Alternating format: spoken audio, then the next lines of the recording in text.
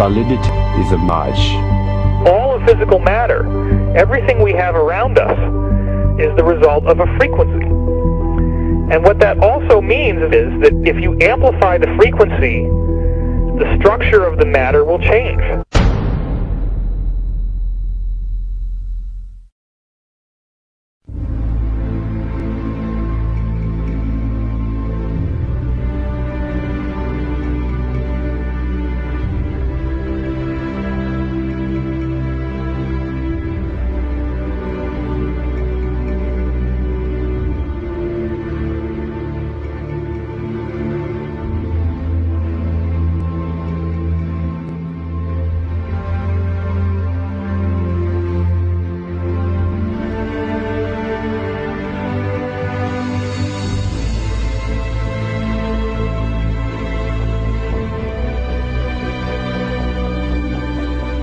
The film you're about to see has no characters, it has no people.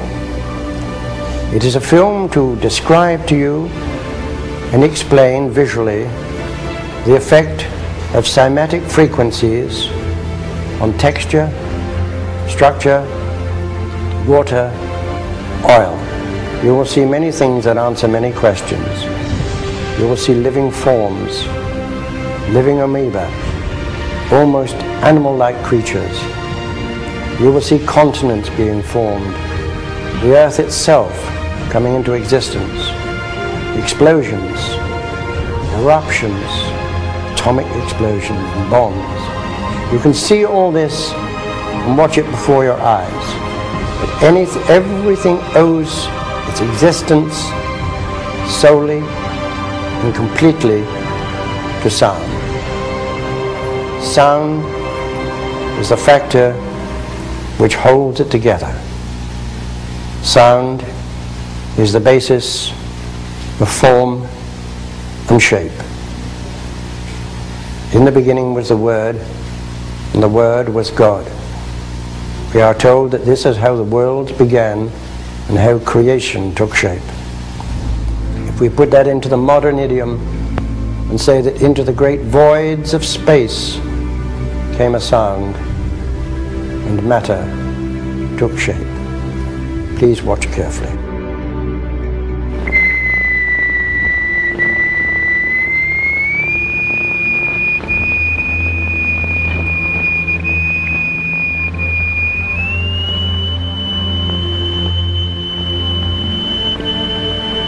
We can also use different shapes of plate. Here we have a triangular plate with a crystal attached to its underside and produce a sonorous figure. We change to a higher note and see a rather more complicated figure.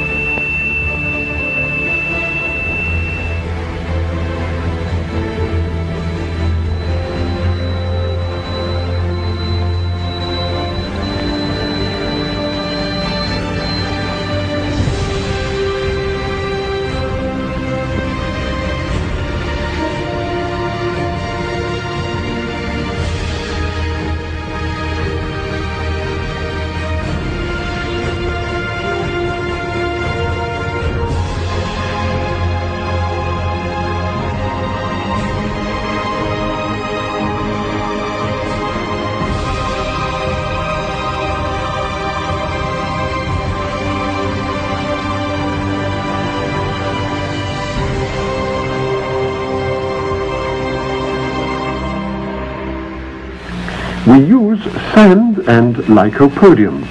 The lycopodium moves to the center of the fields and takes up circular shapes. The sand forms the lines. Each material has its own special way of behaving.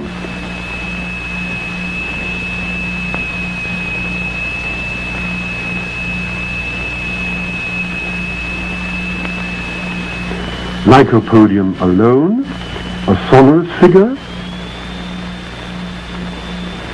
transition to a mobile flowing phase,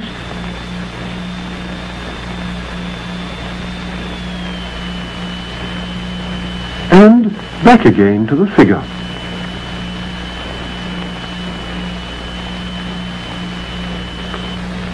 The sonorous figures represent stationary waves, but now we can also observe moving waves. Here, the sand is flowing in a current.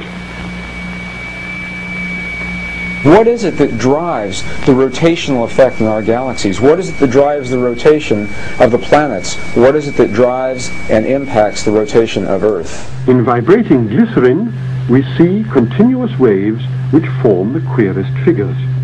And yet, the extraordinary things we see here are simply and solely the effect of vibration.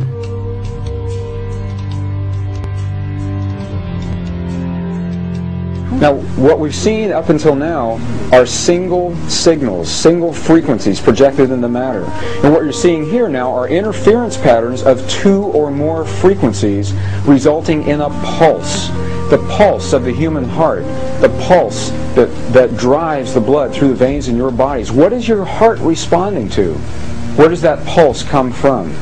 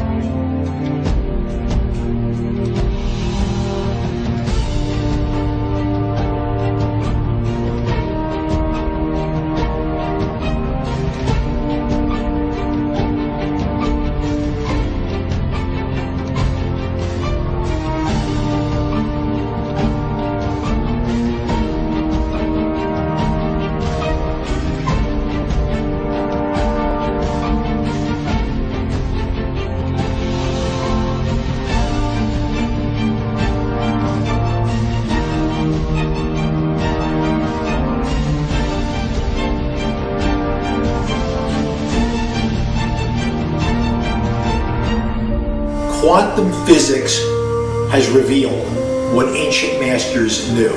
Matter does not exist. The concept of substance arose from the philosophy of Aristotle, and from that concept came science's conception of matter. The fact of the matter is that the substance of the universe is consciousness. Belief that the substance of the universe is matter leads to what I call a fear-greed dichotomy, as people in their quiet desperation attempt to accumulate as many material possessions and riches as possible. In fact, the substance of the universe is consciousness. Therefore, it is behavior that is important.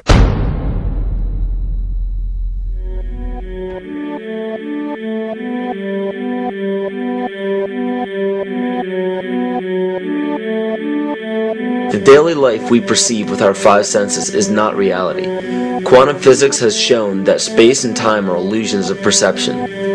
Therefore, our bodies cannot truly be a reality if they occupy this space. Ernest Rutherford performed an experiment in Manchester that revealed to him the shape of the interior of an atom. Scientists were shocked to discover that the atom is almost entirely empty space. The question then became, how could this empty atom possibly make the solid world around us? Our true consciousness does not exist in our brains or in our bodies. But this illusion of our individual bodies, along with the misinformation of our true origins, has manifested the idea that we all think independently from one another. With this misunderstanding, it would seem impossible to scientifically explain telepathy, clairvoyance, spiritual mediums, and other phenomena dealing with transferring information between sources without physical means of communication. But when you understand that there is a common spiritual bond between all things in the universe, and that we are all part of one divine intelligence, no phenomena is unexplainable. The blank matter within the most basic building blocks of perceivable existence is malleable and molded by intent. This means that consciousness shapes our reality. This seems difficult to accept for most, and it is quite understandable. In modern times, we are taught from an early age how to think rationally and tangibly. This is a very left-brain method of education, and it has more harmful effects than is given credit for. The left brain deals with logic, details, facts, patterns, practicality, science, and math, as the right brain deals with feeling, intuition, symbols, images, risk-taking, philosophy, and religion. With a deliberate push for government-controlled educational curriculums, generation after generation of the youth are being taught to focus only on the facts, figures, and numbers. Repetition is used to train children subconsciously to accept what they're learning. Children aren't rewarded for questioning the validity of the information they receive. They are ridiculed.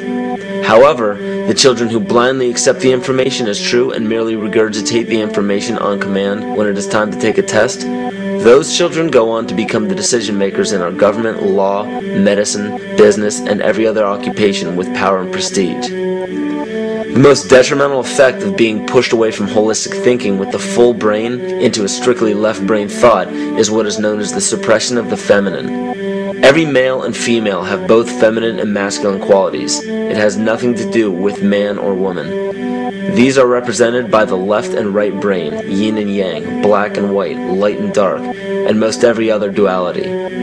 Both are vital to our spiritual and physical health.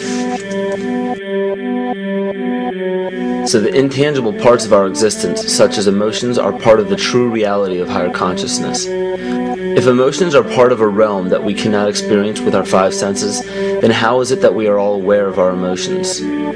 What most people believe to be emotions are not truly the emotion itself. What we are experiencing is the physical manifestation of these emotions.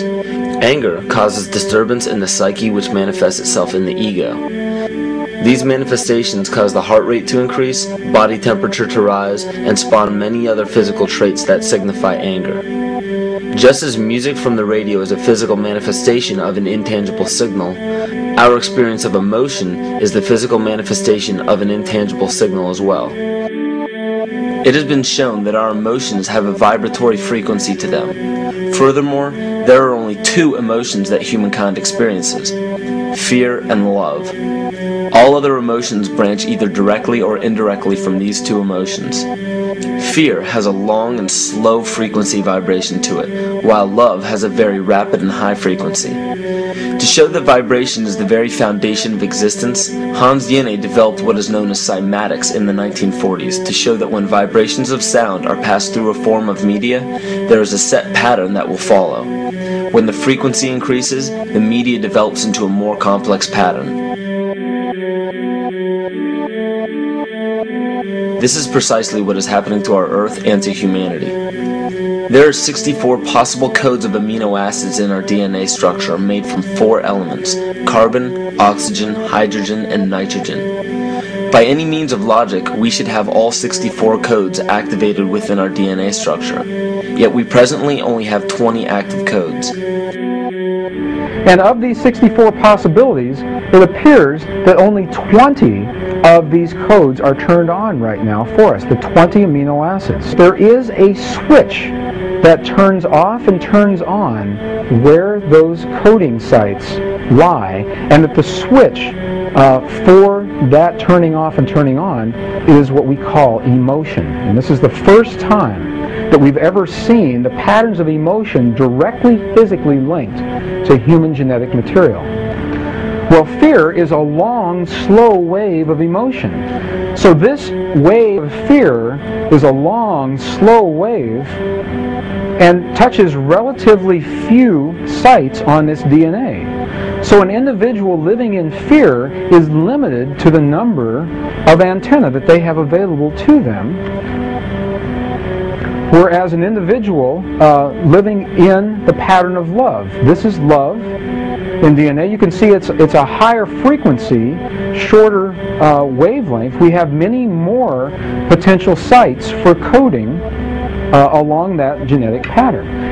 This information, this is amazing. This is the first time we've ever had a hard digital link between emotion and genetics.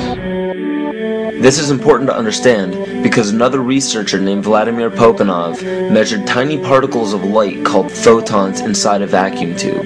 The photons were scattered as expected. A sample of DNA was then entered into the vacuum tube and they measured the photons again. They found that the particles of light aligned themselves along the axis of the DNA. Then, as they removed the DNA sample, the photons remained aligned to the same form of the DNA even though no DNA was present. This is what is known as the phantom DNA experiment. Science has now bridged a very important gap between physical and ethereal, or spiritual. Our emotions directly affect the structure of our DNA, which directly shapes the physical world we experience every day. So the messages left by the ancients that we've explained here were more than just prophecies about a one-world government or a new world order. We now understand why the study of the heavenly bodies were so important. The rotation and orbit of all that makes up our universe serves as a clock to map changes and transitions. This helped the ancients understand that the change of the heavenly bodies were a mirror to the changes of all existence. Ron Sankley, Department Chairman, Chemistry, University of California, Berkeley, showed that DNA acts as an antenna for cellular upregulation. The primary function they taught us about what DNA is about. It's a receiver and transmitter of photons, light, and phonon sound. For what? Cellular upregulation, meaning that their water molecules, the pyramid power around the DNA spiral energizing strands, are taking in the spiritual energy of love vibrations and then sending it out for manifesting, precipitating in a quantum field, the physical matter of the body. These are hertz, frequencies, or cycles per second that the musicians can retune their instruments to play and experiment with. Why? Again, these are the Creator's musical scale, the original solfeggio, buried for 3,000 years in the Bible. So the ancient priests who knew how to levitate the huge stones for the building of the pyramids and the Masonic knowledge that predated ancient Egypt, the ability to have this information, these frequencies, serve the function of creation, destruction, and miracles on behalf of the empowered people who had access to this knowledge. I say that because of this metaphor.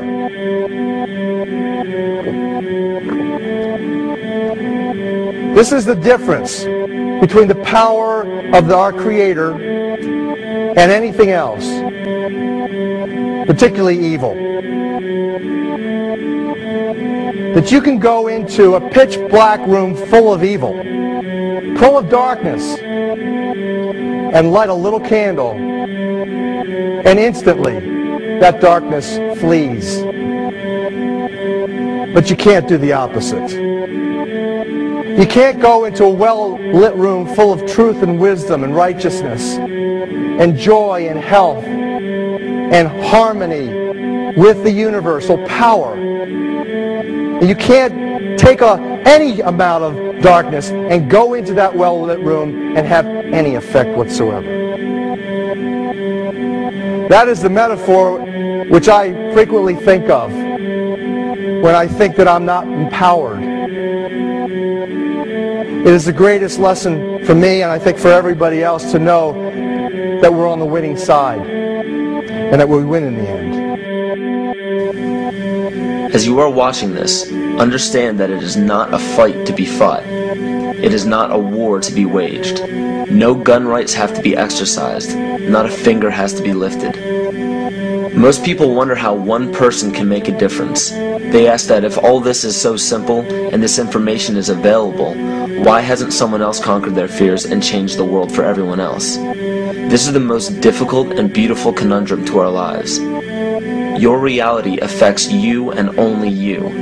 Your curiosity has led you to this genre of information to serve a very specific purpose in your life.